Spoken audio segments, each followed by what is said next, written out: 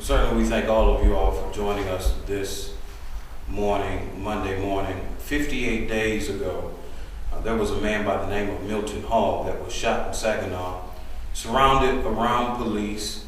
A man who suffered from mental illness was shot over 40 times. We are concerned about this issue because today is August the 27th, and still there have been no answers to why this man was shot, one, and then two, where are the police at this time? There is a broad concern. My office, National Action Network, have received many calls of folks who are interested in and wondering whether these police were still on the street. And so we, the National Action Network, myself, Reverend Al Sharpton, and a group of us, activists across the state of Michigan, will begin to start converging on Saginaw if we do not receive action and action immediately. I think there is also a concern about whether the police are still on the force, whether the police have been either suspended, and if they have been suspended, they have been suspended with pay. But no one knows because no information has been given. And so we want to shine not only a local spotlight on this issue, but we want to shine a national spotlight on this issue. You cannot get away with shooting someone, one man who was known within that community to suffer from mental illness. You cannot get away with shooting a person and then there not be anything said or be anything done about it. We are looking for action, and we are looking for action immediately. You know, we are concerned about this type of violence, not only in the instance of Milton Hall, but also the type of violence that happened in New York. This is beginning to get out of hand and out of control when police feel like this is the Wild Wild West versus trying to take care of the citizens as patrolmen. We want police to be police, not gunmen. We want police to try to take care of people. Now, it also speaks to the fact that we must do something about the mental health of the people who are in the state of Michigan, who are dealing with these types of issues. Engler cut these people out of group homes, cut them out of facilities that took care of them, and now they're being shut down. And this Milton Hall's case is not one case, isolated case, but there are many cases where I have seen and where people have seen police harass, harangue, and brutalize folks who are not necessarily causing harm, but are dealing with mental illness. And so we are shining a light on this. We are looking to escalate the protest, escalate the activism if we do not get answers, and if we do not get answers immediately. Are there any questions? So are you going up there today? What is your specific plan for today? Today we will be leaving Detroit and we will be going to the city council meeting tonight to support the family and to support the coalition that is building up there. We will also be working with our national office to schedule a date for the entrance of Reverend Sharpton in terms of the date that he makes it up there. We are going to shine a national spotlight on this. If we do not see action in terms of where these police are, have these police been prosecuted? If we do not see action in terms of if they're still on the payrolls, it's a slap in the face if they're on the payrolls and they're still and they're suspended, because what that says is you don't really care about the fact that they commit this brutality. It's obvious to see when you look at the video, and all of you all, I'm sure, have access to the video, but it is clear cut and obvious when you watch the video of Milton Hall as he is surrounded around police. It is clear to see that he is dealing with some mental illness, and it is clear to see that the police did not have to gun him down the way they did. It is clear police brutality. And I don't know how long, how many times you have to watch that video to get that understanding. But these officers were dead wrong, and we will not rest. We will not stop. And we will continue to work on this issue until they are off the force and they have been prosecuted. 58 days is way too long. There's a family that was behind this man, Milton Hall. There's a community that was behind this man, Milton Hall. And there's national leadership and national activism that's going to be behind this family, Milton Hall. Any idea when Reverend Sharpton's going to make the appearance up there? We're working on the issue. We're working on that date now.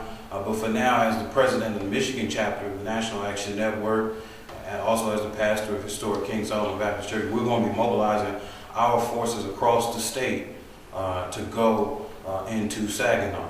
Today, we're going to preliminarily have conversation with City Council, letting them know that if there is no movement, and I mean, let me stress to you, there needs to be movement now.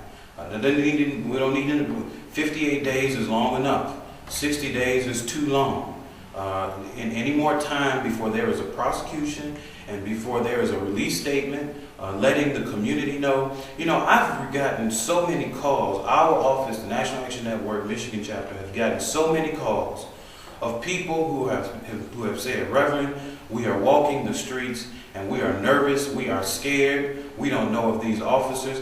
There are people who have gotten death threats. The young man who released the video has gotten death threats. I mean, this has escalated to a point where it is getting out of control. And the city's leadership of Saginaw and the county prosecutor of Saginaw County and the U.S. Department of Justice should move as urgent as this issue is.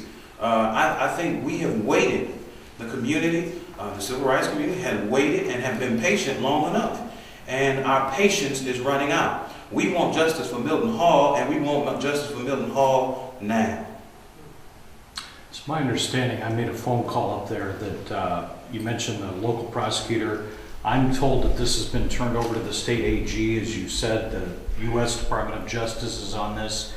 But I'm told there's a one-judge grand jury right now issuing subpoenas, taking testimony, trying to get to the bottom of this as to what happened and taking the testimony from the people who were out there. As you know, that is a secret process.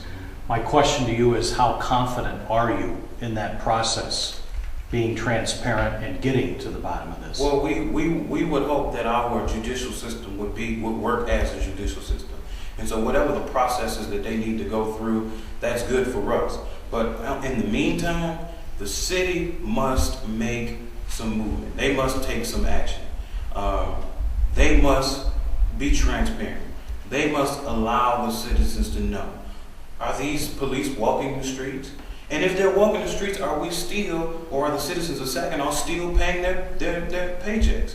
Are the citizens of Saginaw still taking care of them? This man was shot, and I just have to reiterate it, because if you look at the video, it is obvious to see that they were tired of haranguing with him. They were tired of kind of soft shoe playing with him, and they just decided, I'm going to take my gun out and I'm going to shoot him down. And that's unfortunate that 4 or 5 police have to surround one person, and all of them must get the opportunity. It's almost like a modern day lynching. You know, everybody got to get a chance to do something, right? Somebody cut your foot off, somebody cut your hand off, somebody hang you up there, somebody string. Everybody. This is a modern day lynching. And we are severely upset, and really, we cannot allow this, right, to pass. We cannot allow this to happen just in fear that it'll get worse across America. I mean, this is a time where, America is being divided like it's never been divided before. Divided by race, divided by class. And it's being promoted, by the way, and I'm not ashamed to say, it's being promoted by those of the right wing who are using Islamophobia and racism and classism and everything else to divide this country. And so we feel like if this is if this is allowed to happen, right? Right here, if the Sikh temple is allowed to, if somebody is allowed to go into a Sikh temple and shoot it up, right? Then that's only going to escalate the ignorance of the violence that's happening across the country. Right? And so we want this to be handled, and we want it to be handled immediately, because this could only get worse in America. You called it a lynching. What is the racial aspect of it, and why do you think that there's racism potentially behind what happened out there? Well, from my observation, I think that it was definitely a concern when I seen some of these officers that were Caucasian. I seen this was a black man. That is a serious concern of mine.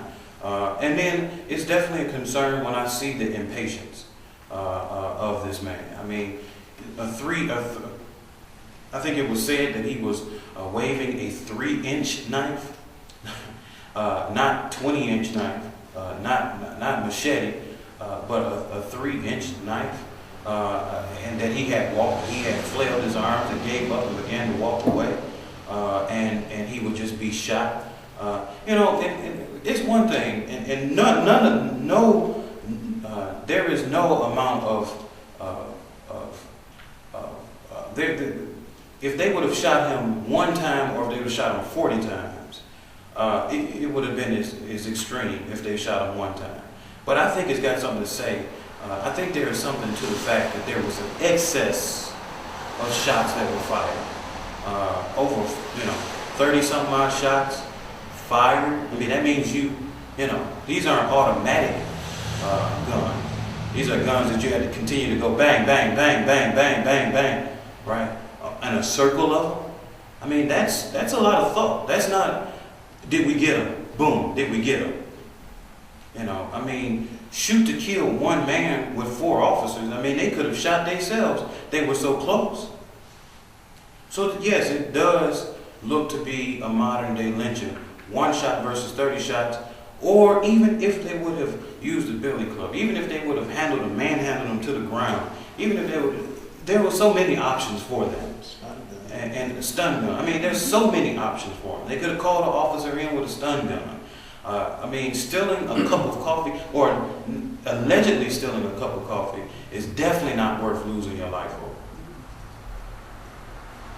Are there any other questions?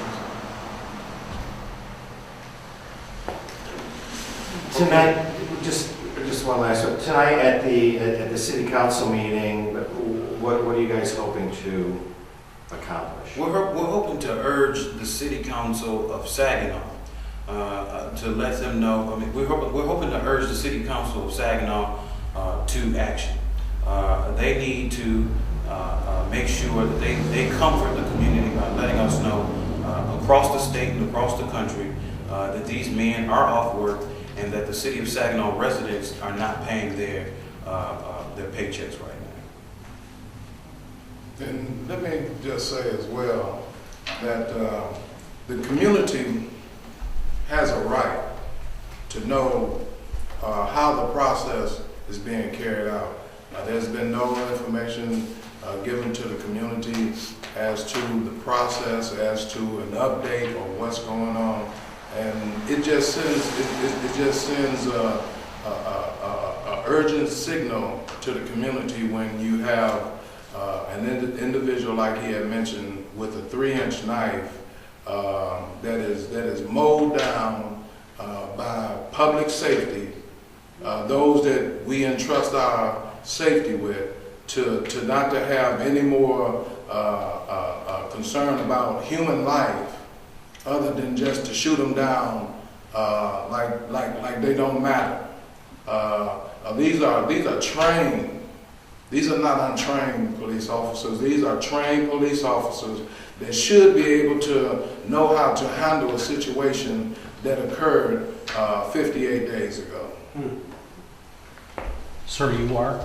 You're right. I'm Reverend Charles Williams Sr., Okay. Associate Pastor, Historic King Solomon Baptist Church. And then the other is your son, Junior? Yes, sir. Okay.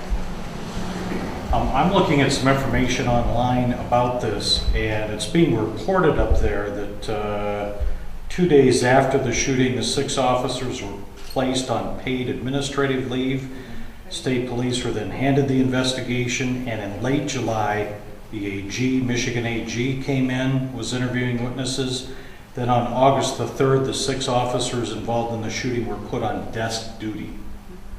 And one of these officers, according to the video, is a female, because she is telling him in this video to put down the knife. You're saying that this transparency doesn't go far enough. Well, one, it doesn't go far enough, but two, the officers should be off of work. They should not be getting paid. They should not be engaged in police work. Because what that says to me is that you don't believe that they're guilty, that you don't believe that we're in the wrong. If I have an employee and he does wrong, I fire him, his union gets him back to work. At some point, the city must do the same thing. The chief of police, the Saginaw police must do the same thing. He must fire them, and if they're not in the wrong, then they'll get them back to work. But they should be fired. The city of Saginaw should not be paying these police right now. Thank you. We good? Yep.